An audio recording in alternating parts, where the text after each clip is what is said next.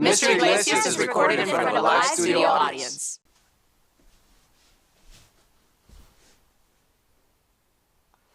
We got a lot of dislikes last time. Nah, fuck. Previously on Mr. Iglesias.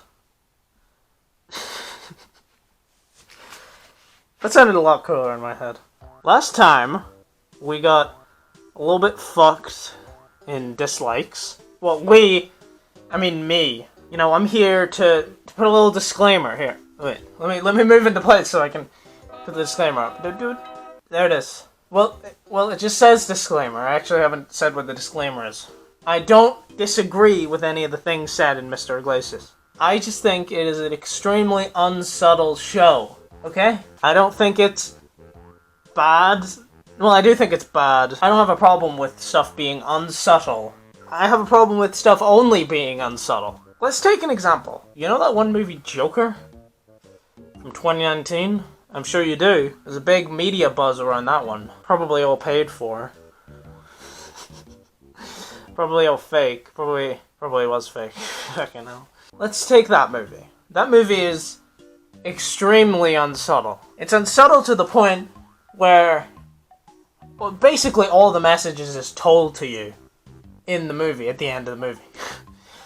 Basically the whole fucking message, and it's so easy, it's just, anybody could fucking watch it and understand what's going on. I don't have a problem with it, I don't really care. If you want to fucking make movies for like 14-year-olds, go ahead, I don't care. I don't have any problem with that. I don't have any problem with it being fucking unsubtle, stupid piece of shit movie, okay? Fucking hell. It's got like another piece on top. Like you can just have the normal cake or whatever.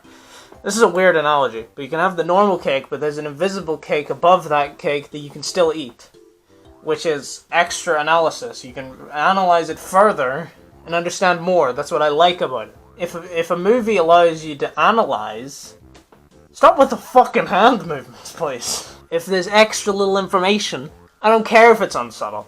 I don't care if there's like, it tells you the message straight out. Some of my favorite movies of all time tells you the message at the end, but there's the extra reading, there's extra shit. My problem with Mr. Iglesias is there's none of that. What you see is what you get. It's like an adult sort of thing. It mentions porn, for God's sake. If you're making some shit for fucking babies, of course you're allowed to do that, but it's not a kid's show. There's gotta be a bit extra. This is the next disclaimer. This is the second disclaimer. Fucking hell. Watch. No, I'm not gonna say that. Okay. Next disclaimer was gonna be watch the full video before you dislike, but then I realized, one, that sounds really fucking entitled. Okay, if you don't like it, then go ahead. I don't care. I mean, I do care. It really upset me when I saw all those dislikes. Like, guys, could you stop? Could you not dislike it, please? My video wasn't perfect, by the way. I'm not saying my video is ever perfect. I'm not saying that video is impossible. It's impossible to make a perfect video. That's impossible, by the way. There's always gonna be issues. There's always gonna be something that you fucking hate in the video. People probably watch like the first 5 or 10 minutes, and I think I said some stupid shit in that first 5 or 10 minutes. So I'm perfectly fine with those dislikes. I'm trying to get better, trying to work shit out. Please try and watch more of the video if you're a return viewer, and if you're a new viewer, don't watch the first part of this. I probably should have said that at the start. Don't watch the first part, because it doesn't fucking matter, who cares? Well, actually, maybe, if you want to. I think that video is not awful, but it is not good either. But it's like a little bit in between, who cares? It's an alright video, it's not my best, it's not my worst. Don't ever talk to me about the Minecraft fucking dungeons video. I need to be real for 1 minute. Can you guys stop disliking the video? It's just really upset. It really like upsets me. I'm like,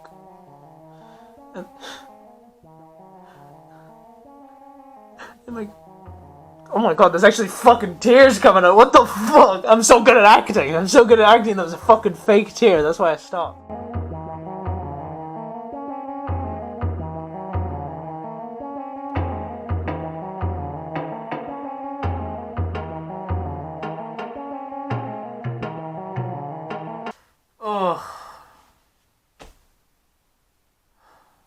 Sans? How long were we out for? The last thing I remember, it was like August? September? Something like that, some date like that. Probably in between. Yeah, let me check my fucking phone. Oh. It's fucking February. Oh my fucking god. Sans, it's February. That is 5 months. Well, I've been sat here. My legs have probably fucking fallen asleep. You know, at least, like, we're out. You know what I mean? That's cool. That we're finally out of there. I need to get dressed. I've been in these clothes for 5 fucking months. Oh my god, I can't even get fucking up. Ugh. Oh, I need to go get dressed.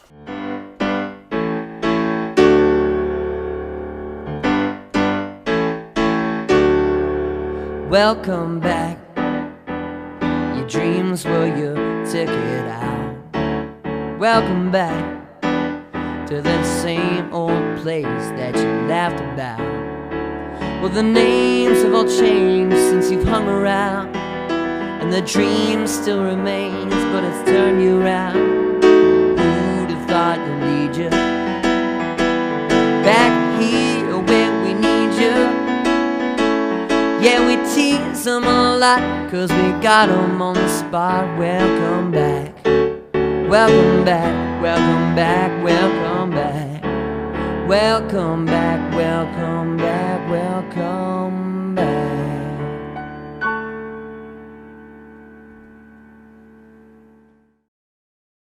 Oh, hello.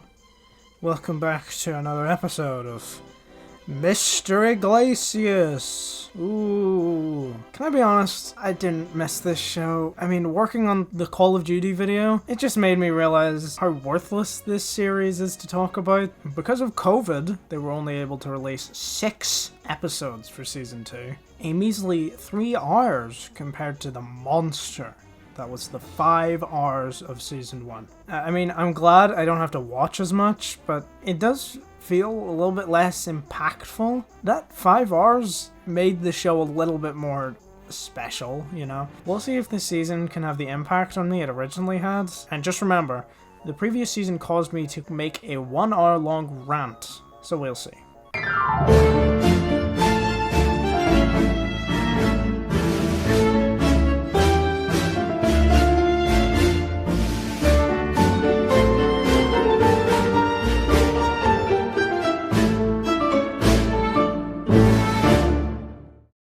I've come to a realization, this show doesn't really care about like a plot. It really is just a character-driven show. A lot of these episodes rotate around watching these characters experience an event instead of anything interesting going on during the event. Like the school play, which is basically just SNL skits about Romeo and Juliet. Such mortal drugs I have, but Mantua's law is death to any he that utters them. Or Miss Madison's love life, which is just an excuse to show how great a guy Mr. Iglesias is. You came all the way down here and risked getting your ass kicked to keep me from being hurt. And of course get a couple of digs at Tony. You'll have to forgive my friend here. He's a hit it and quit it kind of guy. Can't go wrong without that. The whole show feels like stand-up bits. It doesn't feel like a fully fledged story. I don't feel like these people are actually school teachers. I mean, I get about as much entertainment from watching these events as I would from having a stand-up comic describe them to me. There's very little to justify this being a TV show. If your TV show has one memorable visual joke... If you guys have any questions about history, it's gonna have to wait until tomorrow. And if any of you are struggling with something else in your life, just stay after class and I'll see what I can do to help.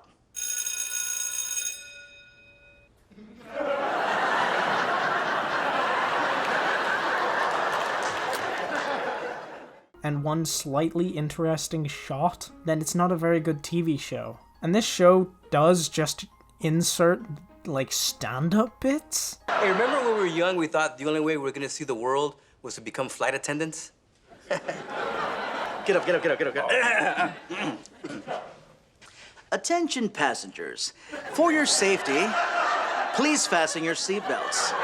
And note the emergency exits. It feels like Mr. Iglesias just copy and pasted scrapped stand-up bits from his routines into the script. Like it's padding for the show. I think this season really upped its focus on characters over plot. Last season would have Marisol explained the whole point of the episode in a speech. You know, living your whole life with everyone thinking you're always about to do something wrong takes a toll. While this season basically does the same thing, but tries to hide that under the fact that they show other viewpoints. Okay, listen, let's not go too far here. It's all in due time. But let's say this season has a different way of political commentary. Don't let the shorter runtime fool you.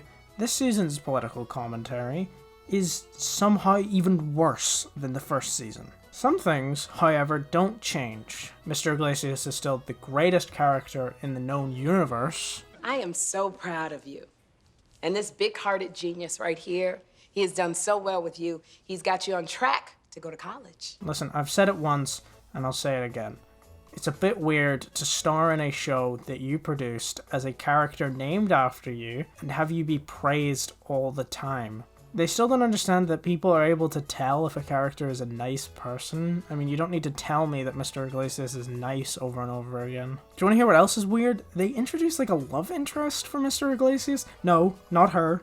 No, they just got rid of her. She's gone. That character's gone forever. Good. We can't judge a book by its cover, but seeing as she's introduced as a surprisingly great singer... Okay, Hi, every bear with streamer me. during this I've portion... never done this before. Are the words going to be on here? No matter how bad it is, just be Yeah. nice.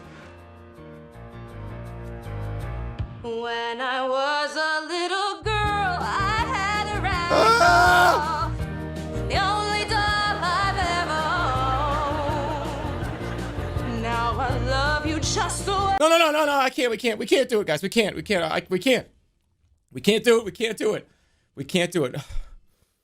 Just how about you open up on your own stream, open up your own, and we'll listen, like, just get to I'm at 17 minutes and 41 seconds. Get there and we'll listen to it together. I can't put it on. It just seems like Mr. Iglesias is having himself set up for a great relationship. Honestly, I'm fucking sick. It's like... Imagine having to describe this shit to somebody. Imagine having to sit here and, like, tell somebody what this season is about. Yeah, so this season is just like a...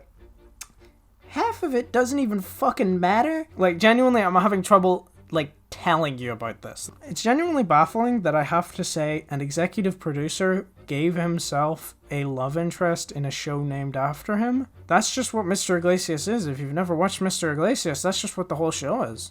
The show attempts to be more satisfaction-based. It wants to have satisfying character moments. Unfortunately, things like the political messaging and, well, actually overall messaging does take a beating because the show doesn't want anything bittersweet. Every bad thing must either be resolved in that episode or ignored and never commented on again. Going green is like a divorce.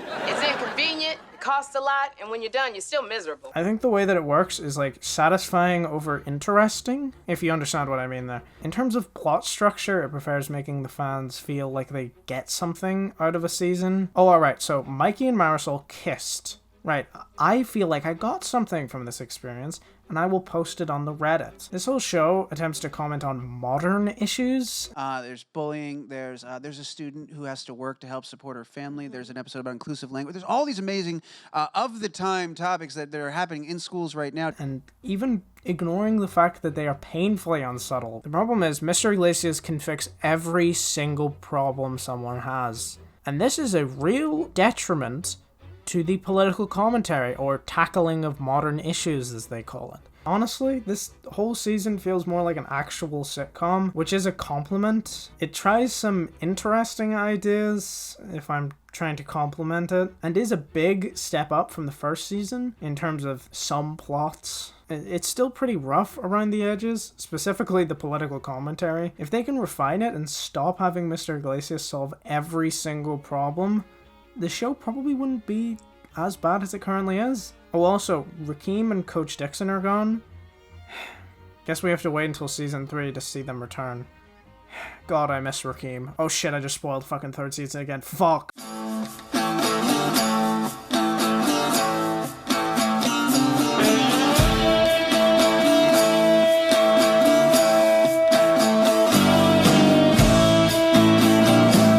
impressions are still Mr. Iglesias' main form of jokes. Oh, man, it feels so good to be back together. Can I get a witness? Can I get a hallelujah? It gets even worse this season. They seem to have become self-aware of this problem in writing, where every character only has a few types of jokes they tell, and this issue is particularly noticeable in Mr. Iglesias because he's the main character. You can have side characters only have one type of joke, but if your main character only has a certain amount of jokes you can pick from, well then your comedy fucking blows. I'm sorry. It's just, I'm not meaning to be rude, but instead of just improving on writing more varied jokes for the main character of their TV show, they just write a couple of lines pointing out that Mr. Iglesias does a lot of impressions. You guys want to hear the funny voice or not? Yeah! Okay. All right, Rock, I want you to get in there. You know, Kermit was wrong. It is easy being green. Great. Just what we need. Another ding-dong doing funny voices. Don't think that it's only the impressions that get this treatment. Yeah, that's why I'm glad you steered me away from stand-up comedy. No money in it.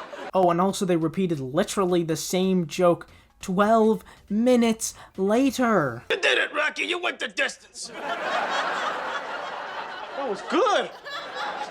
And maybe doing voices is my true calling. Yeah, doing funny voices for a living. No real money in it. Being self-aware or self-referential is the laziest form of comedy unless you can add to it. Mess with my expectations, or just remove them. Just don't do impressions if you know it is the most repetitive joke in the show. Come on, how many shows can you name who have not only had one, but two Scarface references? Hey. Don't get high on your own supply. Oh yeah, and speaking of repeating jokes, remember this joke from the first season? You don't need to teach a class to stay sharp, Miss Mads. You're looking sharp anytime you pour yourself into a dress. Well, imagine my shock when this joke was featured in the first episode, not once, but twice. And Mr. Iglesias doesn't even grade us on a curve, but I grade on curves, and you are getting an A+. Well, keep up the good work, y'all. Ditto. It's like they watched my review video, but my review video came out after this season. I complained about this same joke, the same Walt flirting with Miss Madison joke, because I thought it was weird, and then they feature it in the first episode twice, within like 20 seconds of each other, and it just feels like I'm being fucking targeted. I'm being fucking targeted by mind rays from the fucking government that's just made this show to fucking assault me verbally. I don't know what I'm trying to say here.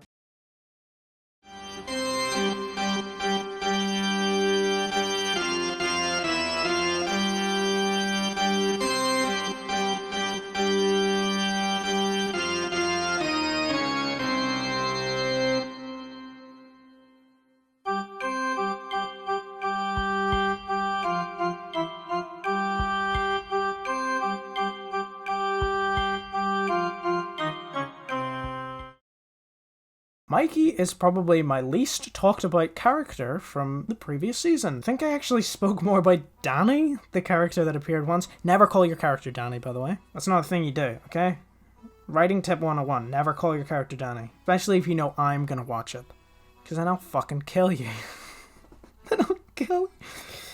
Oh my lord. Unfortunately, there wasn't much to talk about. He had about as much impact on the plots of each episode as Grace did, and unfortunately he wasn't as annoying as Grace, so I couldn't really talk about him that much. University of Miami! Hurricane warning! Category 5!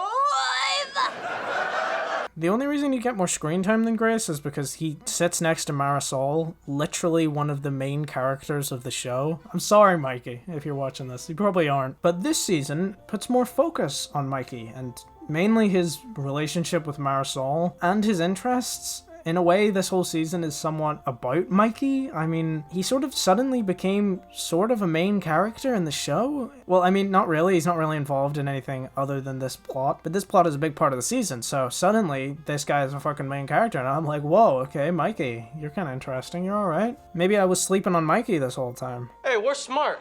I took a BuzzFeed IQ test, and they said I'm qualified to be a dog catcher. I didn't realize that Mikey was such an okay character, because, like, they just didn't give him anything to do in the first season. This season introduced a plot that continued for the whole season. I know, that sounds crazy. It's weird to have this plot that takes place over multiple episodes. It revolves around a school play of Romeo and Juliet. As I've already mentioned, the actual play part is just unfunny skits. The first episode of the season is dedicated to Mikey finding his ikigai. Well, ikigai is a way to find your life's purpose. It does set up a lack of purpose in Mikey's life, setting up sort of an overarching theme for this season, a lack of purpose. I entered a Fortnite tournament, and I got crushed.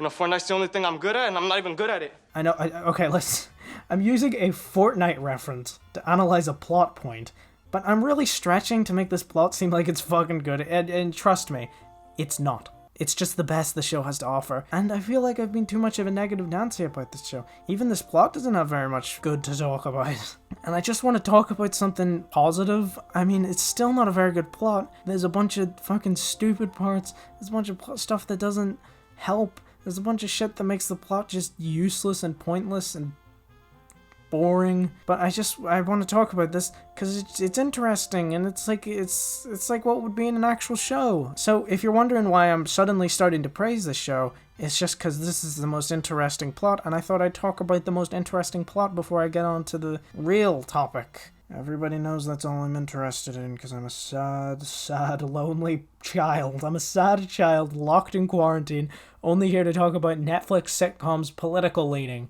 Don't forget to check out my second channel, by the way. If they could have followed through on this idea of finding purpose, then this season would have been overall much better. I know I'm going to regret this, but let me analyze the plot of Season 2 of Mr. Iglesias, and let me tell you how much potential the Mikey plotline had to making this show better. So as was mentioned, Mikey is unfulfilled in life, deciding to become a competitor in a Fortnite tournament, and then finding out he isn't very good at Fortnite. Lord help me. And as this is happening, Carlos is attempting to lift up his struggling theater class.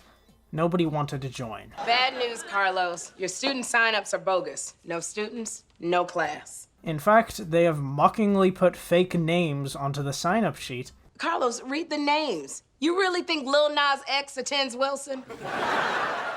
This creates a link between the two of these characters. Both are unfulfilled in life, and both unable to feel fulfilled as their interests are inhibited. Mikey being stopped by the fact that he's bad at Fortnite, and Carlos being stopped because of his general unlikability. I get it. People say I'm not charming, or pleasant, or likable in any way. Can you see where I'm going with this? Mr. Iglesias fixes the problem. I mean, of course he does, and convinces everyone to join in at the theater club. Then the rest of episode 2 is about nothing. It really is just a Mr. Iglesias is a great guy episode, fixing a problem with Carlos's teaching style, but really having no greater effect on the greater Mikey narrative. I wrote that in the script. Episode 3 is where Mikey chooses to become Romeo, volunteering because he wants to lay mad pipe into Marisol. Who's willing to be our... I call Romeo. I would also like to point out, Romeo is characterized as impulsive and acting without reflection. Little interesting fact there. Marisol objects to the character of Juliet, saying that as a feminist, she can't stand for the stereotype that a man can sweep a girl off her feet. I don't think I can get into a character who subscribes to the patriarchal myth of some guy sweeping her off her feet. As a feminist, I have to refuse to perpetuate the stereotype of the helpless female. Juliet is characterized as a similarly feminist character, intelligent and not set in her ways. She challenges her father's authority. That kind of sounds like another character. It is also implied that Marisol may just be nervous and doesn't really think that feminist stuff. I don't think I can get into a character. I'll talk about that later, but it's really not important to this section. Walt then decides to become Juliet, and it is hilarious. I'm a method actor. If you want me to answer, you have to call me Juliet. Fine, Juliet. You know, it's incredibly funny, you know, because he's acting like Juliet, but he clearly isn't a female. That's really funny. That's a funny joke, Mr. Iglesias. Mikey tries to convince Walt to not be Juliet, and then he convinces him with no conflict by saying, There's just something about Shakespeare's weird, made-up words that make me feel things. And if Marisol's up there with me, maybe it'll make her feel things too. You may have noticed in that line that he says Shakespeare's made-up writing makes him feel things. Remember the first episode of Mikey's plot was focused on his ikigai? Well, he may be able to find his ikigai through theater. I mean, that's just an idea. You gotta admit, if the first episode of this series influenced the last, that could be really cool. The show would feel at least a little worth my time, you know? And also, seeing as Romeo and Juliet is a tragedy, maybe this season will similarly end in tragedy. Marisol is convinced by Carlos that Juliet is a feminist character. Guess what character shares those same beliefs? And, well, it's also implied that she's just nervous and just using the feminist grounds argument to avoid being in the play. I've never backed down from a challenge. So here we are, getting out of my chair.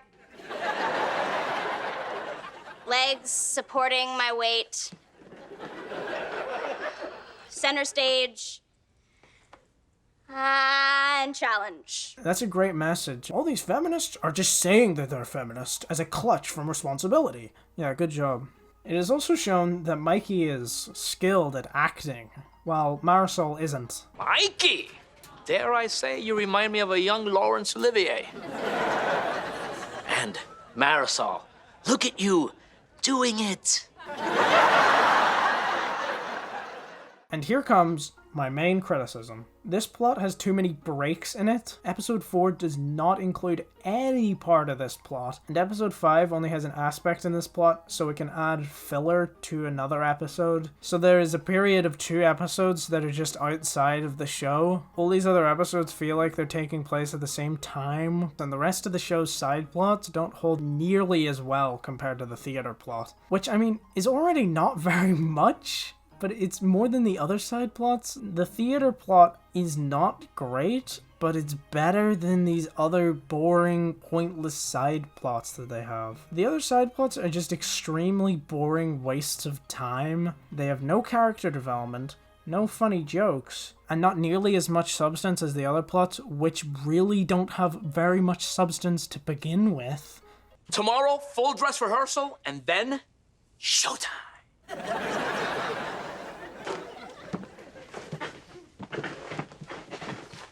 You must be stoked, bro. It's about to happen. I know. Showtime.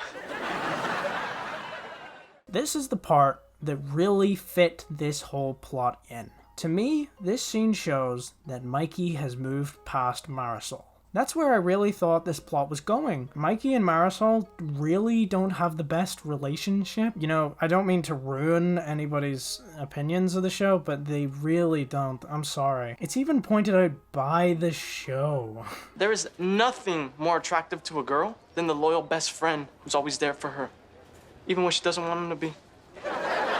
Oh yeah, that guy always scores. Marisol doesn't even acknowledge Mikey's advances on her. That shows how little it matters to her that Mikey has a crush on her. It feels like the natural conclusion to this arc would be Mikey finding his ikigai in acting, not in Marisol. That's not how the plot goes. By now you know, Mikey and Marisol kiss at the end. Wow, that's very cute, but it's not very good, is it? It's not very good storytelling to have this whole thing set up and then have it end with a kiss. No real progression. All that happened is Mikey's plan worked out. Wow, that was great. I'm glad I spent 3 hours waiting for a 2-second clip. His whole plan was to get rid of Walt so we could get Marisol to fall in love with him. But if the plan works out perfectly and there was no issues, what's the point? Surely the plan doesn't go perfectly, but Mikey does find something that he's interested in would work. There's a reason in stuff like Mission Impossible, when they point out the plan doesn't go perfectly, because if the plan went perfectly, then they wouldn't need to show them planning. This plot had real promise. I actually thought it was going somewhere with this setup. I feel like subverting my expectations would be a great way to finish off the season. You already have people complaining about the fact that season 2 isn't really complete. Here's what you could do. You could end a whole plot line with Mikey and Marisol not ending up together. That would not only subvert my expectations, but would make season 2 work. Thematically, it makes the most sense. With the combination of the Showtime clip, which mirrors Mikey's character with Carlos, whose only interest is theater, so how can I not see this as a direct acknowledgement of the connection between these characters? They used this instead to write in this character moment where Mikey doesn't want his kiss with Marisol to feel not real. I want to kiss Marisol as Marisol, not Marisol as Juliet. Not only is this a cliche that the boy wants his first kiss to feel real, the Showtime scene does not tell us this. I'm sorry, but it clearly shows us he's more focused on the play than Marisol. Not that he wants his kiss with Marisol to be real, they were really close to something. Come on, I can't be the only one who sees this. They could have had this interesting little plot that plays out over an entire season. Unfortunately, they couldn't go through with it. Remember my mention of satisfying over interesting? Would it be satisfying to not have these two get together? While the plot was going somewhere, the show doesn't operate in that way. It can't have something like that happen. It went for the cliche safe ending, despite the fact that all the puzzle pieces were in place to have something interesting happen. Have Mikey ignore Marisol. Have Mikey be more focused on acting, because that's what that Showtime scene tells me. I'd like to see what anyone else thinks, if they can justify the kissing scene, but I don't see the Showtime scene saying that. I don't know, this section isn't really to praise the show. I don't really know what this section is, honestly. Does this redeem the show? No. I put this first major section in so I can say I don't hate the show. I see potential. While I may have reached in this section and jumped to conclusions about certain characters' dialogue and actions, I like to do that. It's the best part of analyzing media. It's so sad that this show came very close to having an interesting plot, but fumbled it at the end. You probably noticed I'm not going through this season episodically. I don't think this season needs that. Considering the Mikey Theater plot takes up a couple of episodes, and the lack of anything interesting going on in between those sections, I felt it wasn't necessary to go through it episodically, because one, that would ruin the flow of this Mikey and Marisol plot, but also, I don't think the other sections really are due something to talk about. I mean, I could only think of 2 major sections for this video, but what else could possibly be worth talking about? What could be the other major section? What is the one thing that is similar between all my review type content?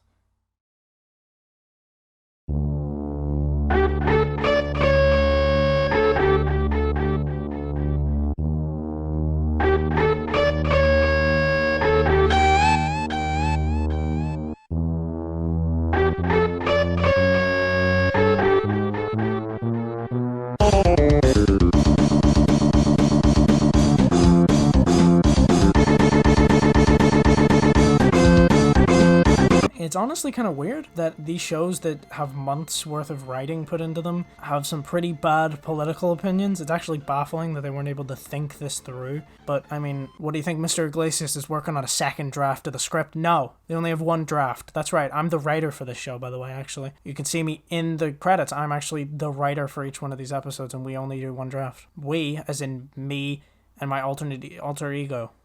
Gonzo from the Muppets. He also writes the show with me, but he's actually inside of my head. Right, can I just stop this joke? This joke isn't funny. This joke is not a funny joke. Don't forget to include that part where I said it's not funny for funny moments. Funny moments, Mr. Iglesias compilation. I'll say one thing about the first season's political commentary. At least I agree with it. Yes, clear backpacks do criminalize poor kids.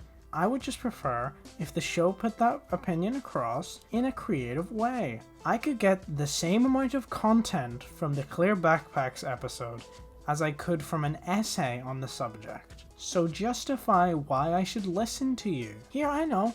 Why don't you use the visual medium of television to spread the message in a subtle and interestingly presented way? Now, I don't mean to generalize, but Mr. Iglesias is a celebrity millionaire.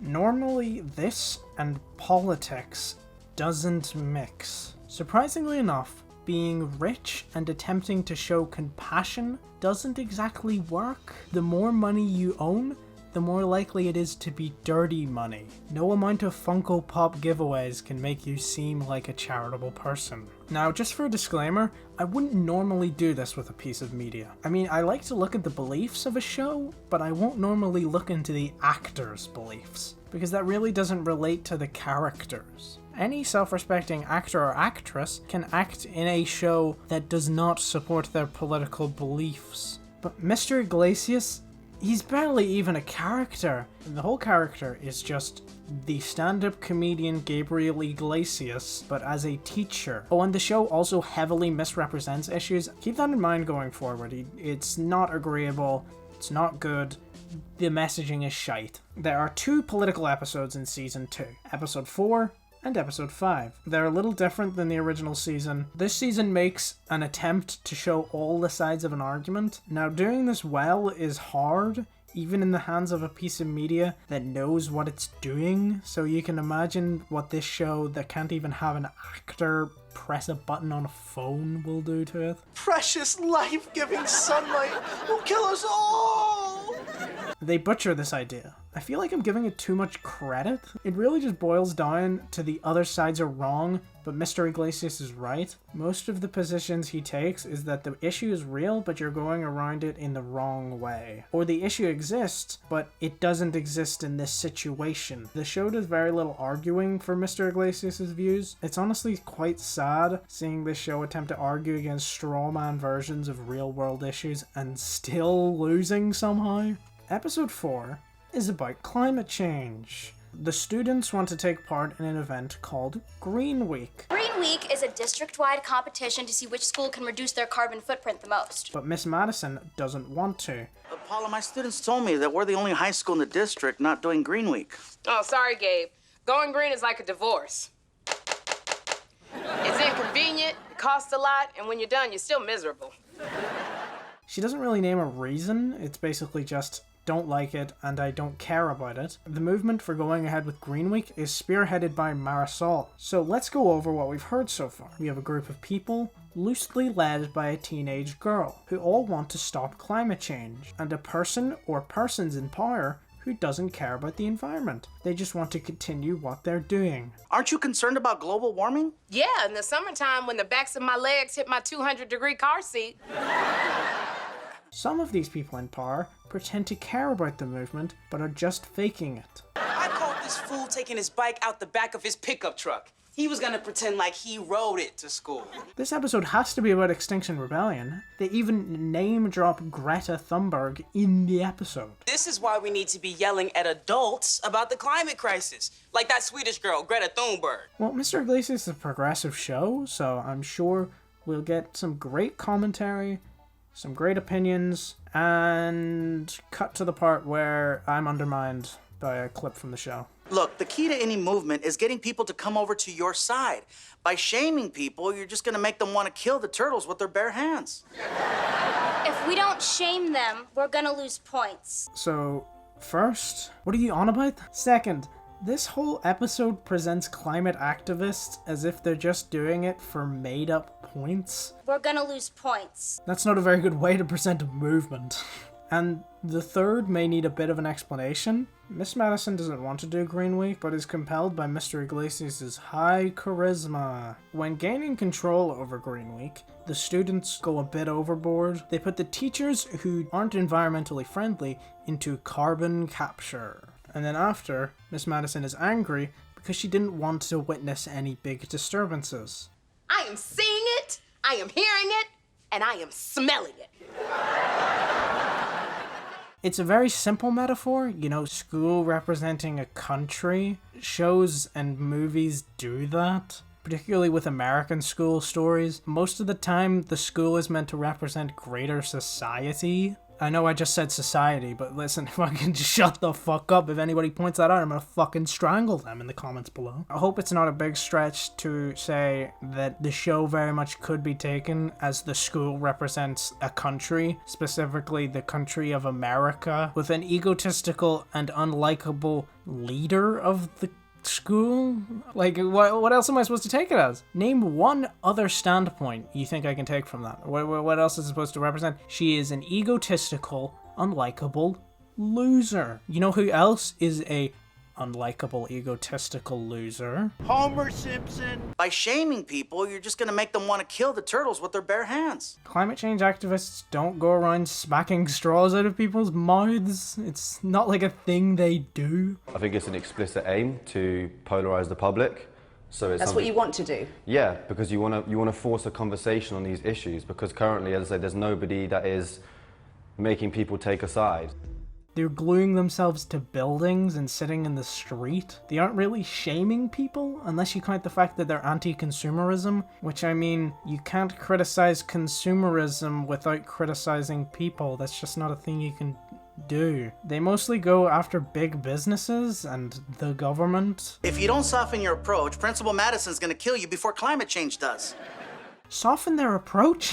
How can you possibly argue that they should soften their approach when the issue that you're commenting on literally requires sucking carbon from the air? If that's not a reason to harden your political tactics, I don't know what is. I mean, you're not talking about fucking Twitter drama, you're talking about the end of the world. I am 100% sure this isn't intentional, but doesn't this feel like something that would happen? I mean, I called Tony a person in power because of his teacher status, so that would mean Mr. Iglesias is also a person in power because he is also a teacher. He presents himself as if he supports the cause, but just doesn't agree with their methods, basically just lying to make himself seem rational, but also show that he supports the movement so he can minimize hate. Wait, almost like that did happen. Almost like a politician did do that. Oh, wow, yeah. Is Mr. Iglesias the new Simpsons? But, I mean, is it a huge surprise that Mr. Iglesias, the millionaire, can't get behind too much change in the climate situation? I mean, how could he sell his $40 or £30 Funko Pop? No, man, look, I'm talking about the adults who created child labor laws so that no child was ever overworked. Yeah, Mr. Iglesias, child labor doesn't exist anymore. Hey, wait, except in that place where your merchandise is made. Is that place also the #1 in carbon emissions? Oh, now I get why you want them to soften their approach. I see ya, mate, I see ya. This is the second disclaimer. Fuck, oh my god. This is the second disclaimer of the video. Just so you know, I have no problem with... Fuck, I forgot the Funko Pop. Give me 1 minute. I have no problem with owning Funko Pops, or any other, you know, made in China fucking things. Whoa, oh my god, I just fucking tripped. I have a little Roadhog one here. Fucking love Roadhog. This one's actually good though. Maybe you shouldn't buy Funko Pops, because most of the time they look like shit. This one doesn't. Look at this. This actually looks kind of fucking cool, doesn't it? Because it doesn't have like the creepy no mouth. Because Roadhog wears a gas mask. This is the best Funko Pop ever made. I don't know, but I don't have any problem with people buying things like this. Maybe Funko Pops, because they look creepy, so you're like buying things made in China that look creepy. So I don't have any problem with that. Because a lot of the time it's just cheaper and stuff, and a lot of people, you know, it's not people's fault that they have to buy cheap, easy to buy things like this, or this clothing. I don't have any problem with that. Selling, on the other hand, that's where the issue comes from. I don't have a problem with people, like, buying this shit, but selling at a certain point you gotta realize, a little bit iffy. Now, let's say I was watching a YouTuber, and I really like this YouTuber and they come out with merch. I would be willing to spend a little bit extra for it to be ethically made, because I like the YouTuber, but I also like supporting ethically made products, right?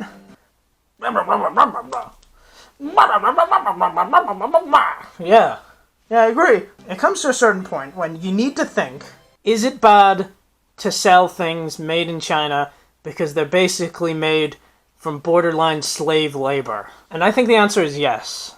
If I ever start selling merchandise, which I will probably never be able to do, I will make sure they're 100% fucking ethical.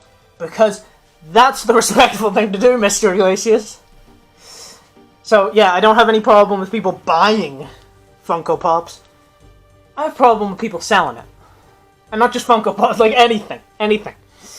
You just need to be considerate, okay? That's the end of the fucking speech. I'm gonna go... Never touch this thing again. Goodbye. Say goodbye, Roadhog. Fuck, why am I moving with this thing? Oh my god. Goodbye! It's me, fucking... Guy Funko Pop. But yeah. What's my bit here? What is my bit here? I don't know, I'm Roadhog. Shut the hell up. I noticed this with a lot of celebrities, and literally even companies will go out of their way to support all sorts of social issues, but when it comes to discussion of China, which in the discussion of climate change very much does come up, they won't support that. All these sort of people will come in and say they support Black Lives Matter because, well, they aren't after them. This is nothing against Black Lives Matter, but if you're part of that group, they support Black Lives Matter because that won't cut into their bottom line. It may even increase their profit margins for supporting that. Now, I'm not saying this concretely. I don't know whether the show is spreading this soften your approach message because of this reason. All I'm saying is, I personally wouldn't listen to anything he has to say on climate change. Tell me if you think I'm reading too far into the show. Do you think it is capable of spreading this kind of message? I would honestly be impressed if the show was capable of spreading this sort of political commentary while hiding some dark propaganda underneath it. Probably not. I'm just theorizing, you know? Or am I? Episode 5 is about cultural appropriation, but it's like the internet version. Basically, the writers looked on Twitter and searched cultural appropriation, and that's what they based the episode on. It is a complete straw man version of the cultural appropriation argument. I feel like I don't want to talk about this episode. It's a celebrity cameo. I think he's a stand-up comedian, maybe. Do I care? The guy plays Bob, a taco seller from the Philippines. If there's one thing I know about the Philippines, is that it's not Mexico. That's a fact of the day. Bob is Filipino, not Mexican. I don't really care. I'm more hungry than woke. Now, whatever your opinion on cultural appropriation is, I hope we can all agree that's not what the argument boils down to. It's like they always say, it's easier to fight an opponent if they're made of straw. I mean, seriously, how hard is it to make an episode about cultural appropriation in a fucking American history class? How hard can it be? That's your joke for the episode, ladies and gentlemen. Don't forget to like and subscribe for the American history cultural appropriation joke, and you're all gonna like and subscribe after that joke. I feel like to really get into this episode, we need to talk about the elephant in the room.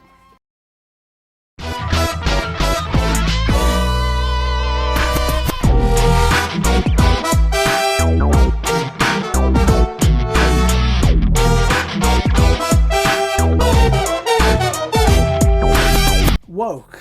SJW. Bitch. These are some of the words used to describe the character of Marisol, quoted directly from the Mr. Iglesias subreddit. People don't like her. It's pretty evident.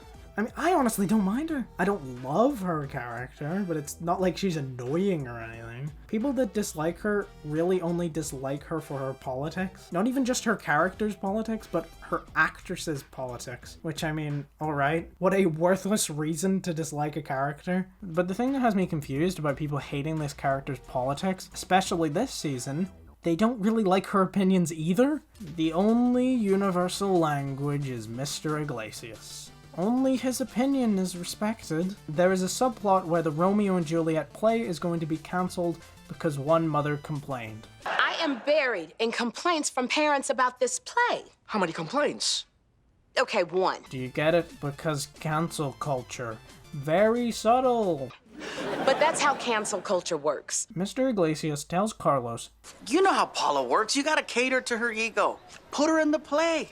But Carlos decides that he should show her the joy of the play. Of course, that doesn't work because it is not a plan created by somebody the show likes, so that doesn't work. The plan that Mr. Iglesias said works. Long Beach will not get to see your performance. Wait, what's that now? To save Green Week, Mr. Iglesias must give up his Barbie bus. Of course, his prized possession, the Barbie bus. it's really weird. He's just talking to the fucking bus like as a normal human being, and like it's supposed to be this like quirky thing that he does. Not only has he never done that before, it also is like sad. This is so hard to watch. That fucking delivery from Marisol. I genuinely can't tell if she's being sarcastic or not.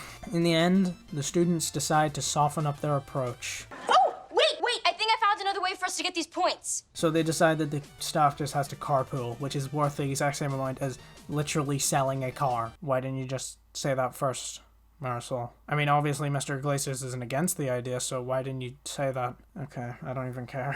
I don't even care about the fucking plot holes of fucking Mr. Iglesias. The cultural appropriation episode is no different. There is no nuance to the discussion. They do present other views, so I give them that, but they are just ignored for Mr. Iglesias' opinion. Look, when our prisons are full of young black men, it ain't worth worrying about who stole our music. It was Elvis.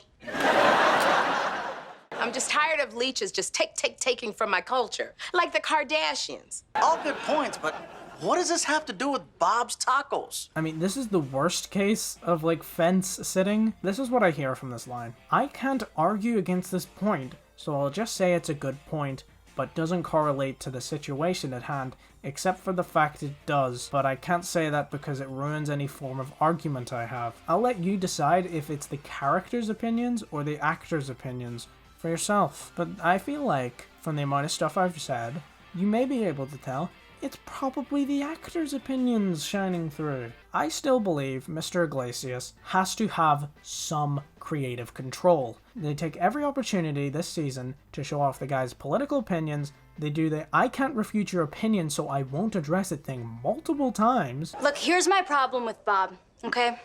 When Mexicans were selling tacos on the street, it was illegal.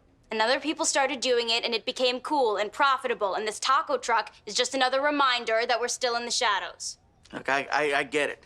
And you know who else is in the shadows? This is just left. That is not considered a point for cultural appropriation. They just ignore it. It literally, the whole argument is, why are you taking this so seriously? It's just a taco. Like, what's the point in the episode if you're just gonna use the same argument that I could get from a fucking political video? Marisol is considered as in the wrong no matter what she says. And of course, despite being presented as in the show as wrong, the fans still treat it like the show loves her opinions and that she isn't a person playing a character. I mean, if she's a woke SJW bitch, why is she in this show that's basically ignoring her opinions? Oh, listen, no, it's fine. You can ignore that question. It challenges your view that everyone on the other side of the political spectrum is a snowflake in an echo chamber, while you are very open to hearing the political opinions of others. Naturally. Now, I'm not saying that people hate Marisol because she has a different political opinion that conflicts with theirs, so they call the 18-year-old playing a teenager mean, made-up names to feel better about themselves. All I'm saying is, don't listen to their opinions on whether this show has a racial bias against certain characters, because I feel like they also may have a political bias against other characters.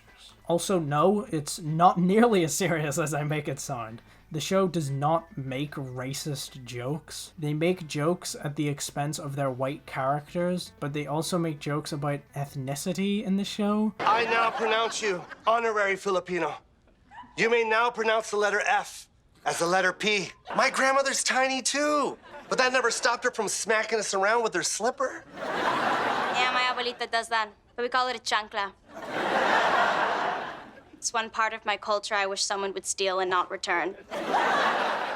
Do you genuinely think if I saw blood in the water to call this show racist, I wouldn't? I still think Mr. Iglesias is the biggest problem with the show. There is not a single possible alternate dimension where I believe he doesn't have creative control over the show. It's baffling that anyone blames Marisol or any other characters for how bad this show is. It's no one's fault but Mr. Iglesias. I'm sorry, but he produced nearly half the show. He obviously has creative control. He's a fully grown man and a pretty big celebrity. This show is a vanity project. Nothing but fuel for attention and to stroke his own ego. You can come across as down to earth and relatable on Twitter, but this TV show shows me you're just as bad as Kanye. You clearly graduated from the Kanye West school of me. The irony of claiming someone else is egotistical while being a star of a show you produced, which is named after you and makes you out to be a saint and incredibly funny, going as far as to write you in a love interest that is also incredibly talented at her job. Overall, the political leaning of this show is Mr. Iglesias' politics. A man who believes cancel culture is a form of censorship and that Extinction Rebellion is being a bit mean to people because they don't want the world to end because a bunch of politicians lied to them about caring about the environment. The politics of the show are far worse. They went from agreeable but unsubtle and unnuanced to unagreeable, unsubtle, and the illusion of nuance despite them just bowing down to the ideas of Mr. Iglesias. I know that some people might disagree, but I don't think Mr. Iglesias was tied down by Netflix, forced to be unfunny, and SJW, whatever the fuck that word means. I just don't think he's funny. He's an egotistical millionaire who made this show as a vanity project, and the sooner the subreddit realizes that, the sooner this review series will end. Let's see if you can understand what I'm saying. Seinfeld ends with the group in prison. Season 3 of Mr. Iglesias ends with them having a dance. Oh man, it feels so good to be back together. Taking drama with Mr. Hernandez? Just sounds like detention with costumes. You'll have to forgive my friend here. He's a hit it and quit it kind of guy. When Mexicans were selling tacos on the street, it was illegal.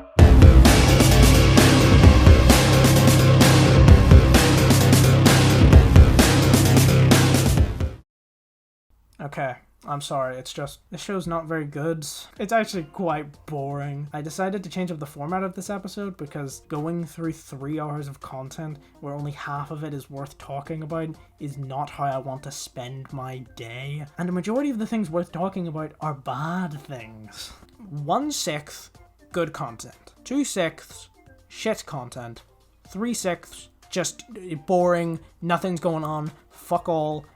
Not a single thing to talk about in any way unless I want to get down to the minute details about fucking fuck all that's going on in the episode. Genuinely, the show is more filler than actual plot. I know that's what sitcoms normally do, but most sitcoms aren't as terrible as this show. Normally in a show like Friends, filler works because the filler will be slightly interesting and there'll be the occasional funny joke. I know a lot of people don't like Friends, but I don't mind it, honestly. I prefer it over this. I've included most of the talking points that are interesting in this video. The filler in this show doesn't work. 1, because it's unfunny, and 2, because the rest of the show's main content doesn't have enough substance to allow for filler plots. You don't need a B plot whenever the main plot doesn't have anything to fucking do. When the main plot is the most boring drivel I've ever watched. I want to like this show.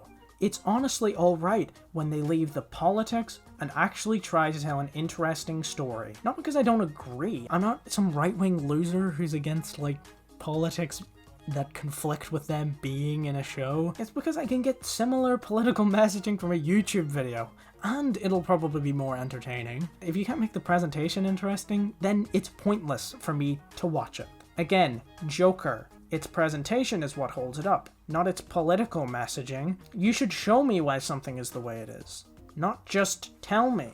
Not only that, the Marisol and Mikey subplot was promising, but the ending was unsatisfying to what they were setting up. And not only that, it was great by show standards, but still not a great plot. The whole show is built around this optimistic idea that a good teacher can fix anything. You can't also have messages like that in a show where they discuss climate change, a topic we've known about for what? Like 50 years? Since like the fucking 70s? If a good teacher can fix anything, then climate change would have been stopped a long time ago. And speaking of the 70s, the show is basically one big reference to a show from the 70s called Welcome Back, Kotter, a show similar in nature, being about how a teacher can turn around delinquent kids and fix their problems. The main character is even called Gabe. It's not like the guy playing Kotter executively produced the show to make himself look good. The show also most likely doesn't cover such heavy topics, so I can forgive its very optimistic and cheesy message. They're not going to talk about like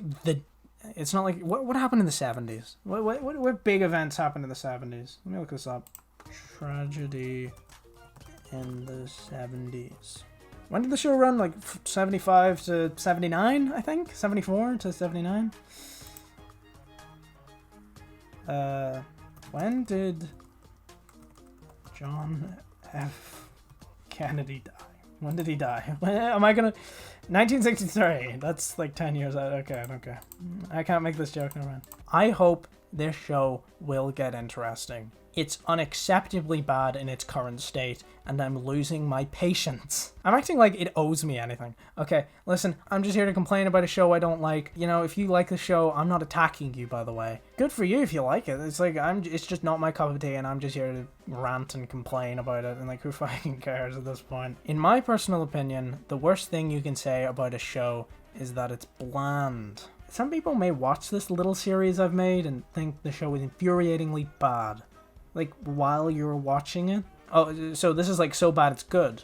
No, this show just sucks. I don't feel bad saying it's awful. I think they could fix it if they just use the fact that they are a visual show to make some more interesting visual humor. They do it occasionally, but overall it's more audio based. You know, like a stand-up routine.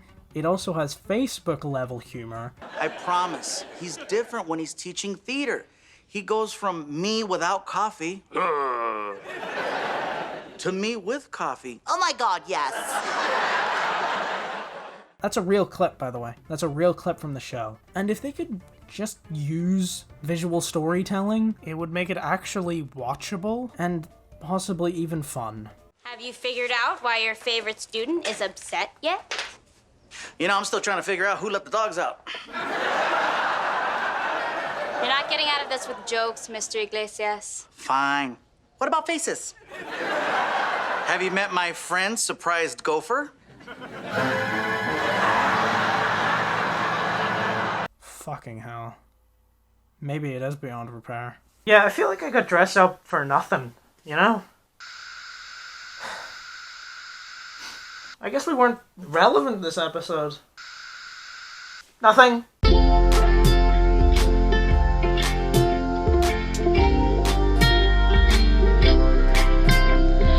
Oh my god, I've been sitting here for fucking 2 hours and 10 minutes. Oh, the second part of Mr. Iglesias' review is over.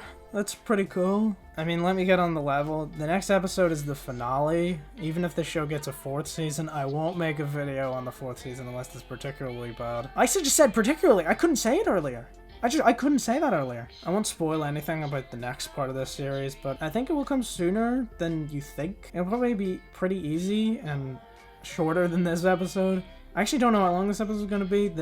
It might be pretty short or it might be pretty long. I've been talking for 2 hours and 10 minutes, but I have no idea how much is that. I have no idea how much that's gonna work. A few ideas for other topics. I'm not dried out after 3 reviews. I think I'm improving.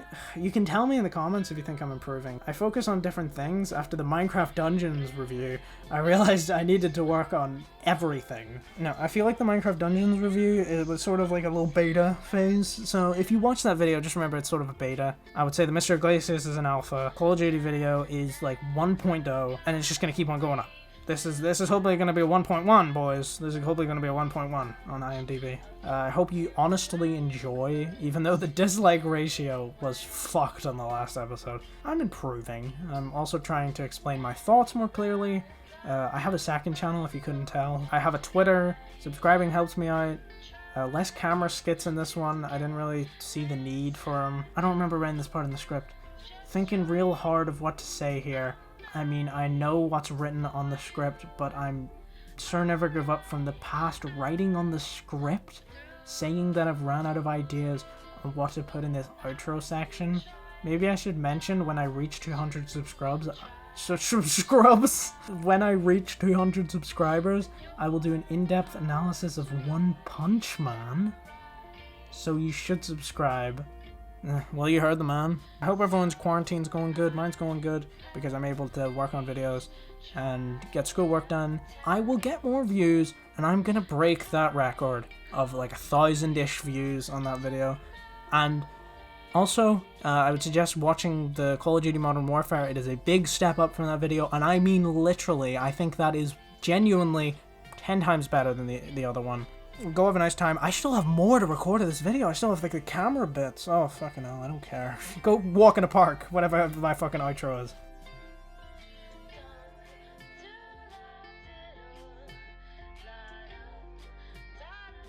Sans, I gotta go back in. Because I gotta go into Season 3 of Mr. Iglesias. It feels like maybe this'll be it. Once and for all. Mr. Iglesias!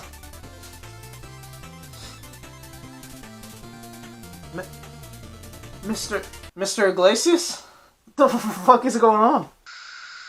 Mr. Iglesias! Mr. Iglesias! Sans? I think we might be in big trouble. Järveks luulin merta kerran, runon lausui hän.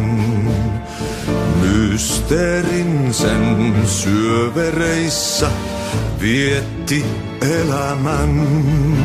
Adult things. Porn, threesomes, shit like that, you know?